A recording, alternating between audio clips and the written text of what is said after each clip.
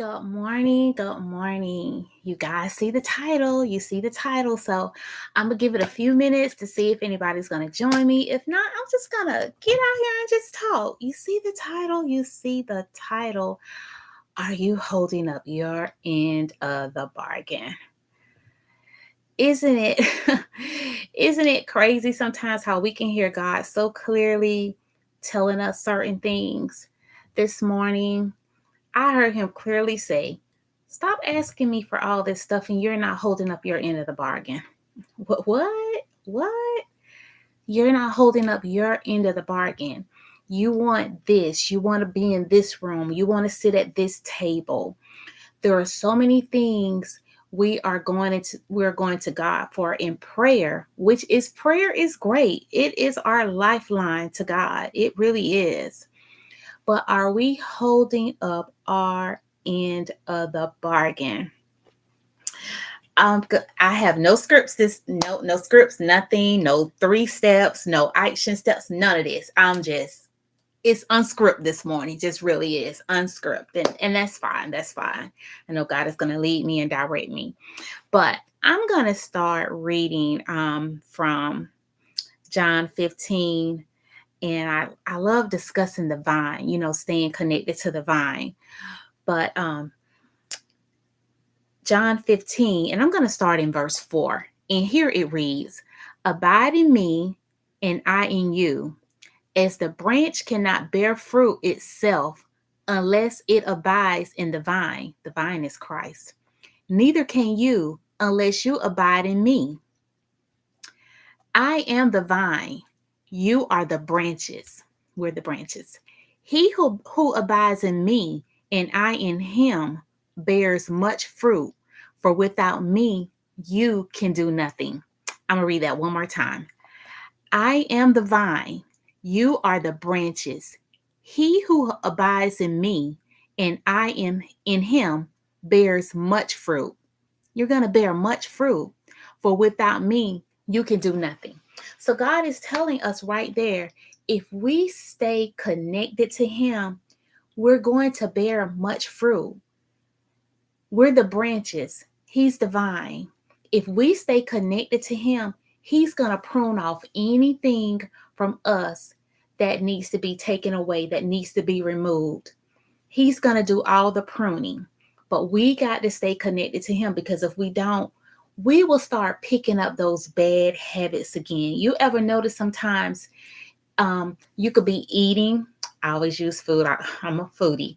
But you could be eating really healthy for 2, 3, 4 weeks. And then you get that one Lay's potato chip. And what's their motto?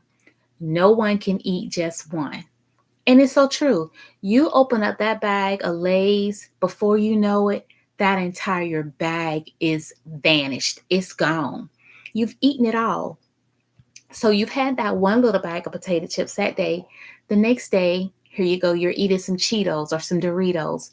Those little bad habits are creeping back in. Why? Because you're no longer following your path of eating healthy. And that's the same thing with us spiritually.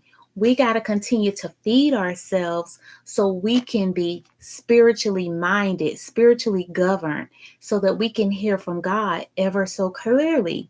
We can't be clogged up by all of this, what's happening on the news, TikTok, social media. All those things have their places, but we got to have healthy boundaries, healthy boundaries. So I want to share something with you guys this morning. I have another channel where I discuss my children's books, my journeys, all that good stuff. Well, I finally launched my website, and I hope you guys go over to my website, Motivated Minds Publishing. I'm gonna put it in the description field later on, and check it out. So I talk about launching my website. It's mpublishing.com. I'm gonna say it again. I think I got it right. Yeah, mmindspublishing.com. So you can go out there and check out my website. So I kept saying to myself, well, I still need to do this and I need to do that. And I was coming up with all these excuses not to launch the website, because now it's ready.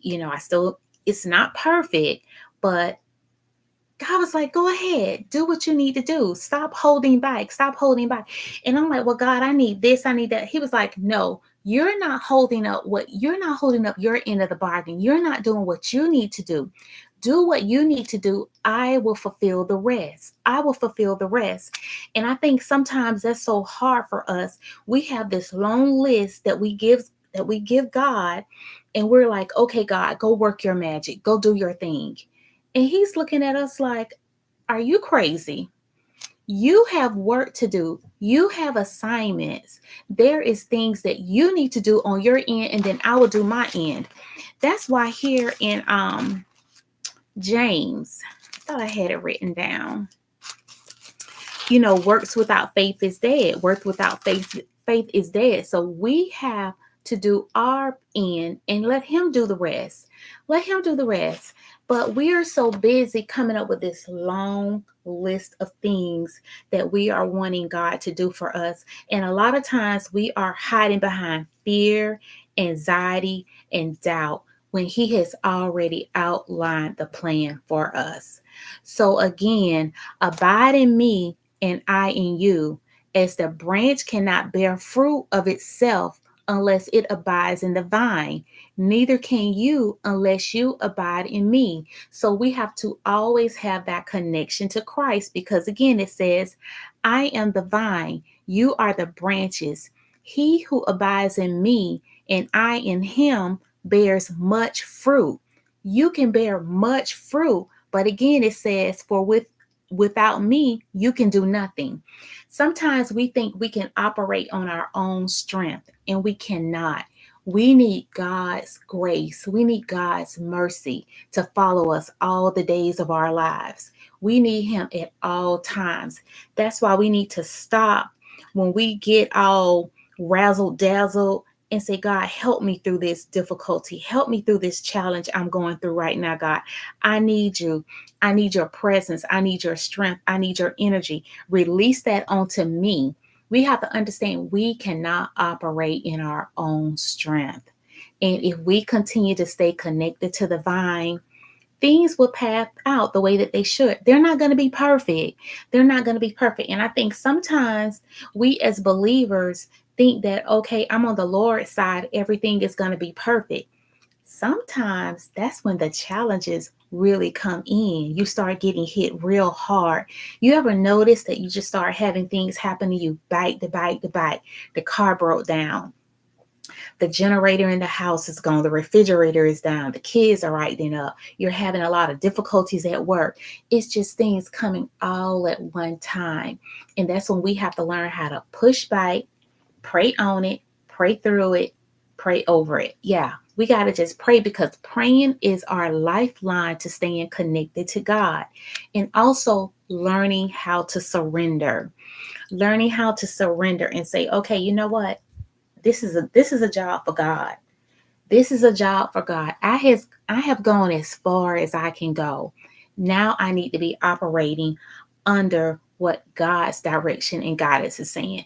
We have accountability as well. Let's not ever forget our accountability, because we are so quick to serve everything up to God and want to just, here, God, you handle it. Here, God, you do.